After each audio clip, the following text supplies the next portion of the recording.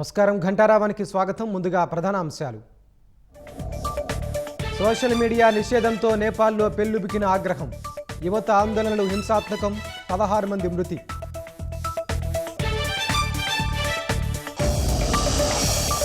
పదకొండు మంది ఐఏఎస్లను బదిలీ చేసిన ప్రభుత్వం. టీటీడీ ఈవోగా అనిల్ కుమార్ సింఘాల్, జీఏడీసీఎస్గా శ్యామలరావు.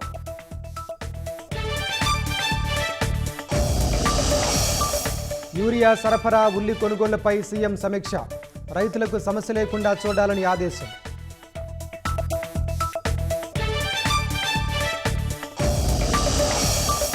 మహిళలు, పిల్లల ఆరోగ్య సంరక్షణ సేవల బలోపేతానికి కసరత్తు. ఈ నెల 17న ప్రచార కార్యక్రమానికి శ్రీకారం చుట్టనున్న ప్రధాని. జమ్మూ కాశ్మీర్లోని కుల్గాంలో ఎన్కౌంటర్. అటవీ ప్రాంతంలో సెర్చ్ ఆపరేషన్. 2 ఉగ్రవాదులు హతం.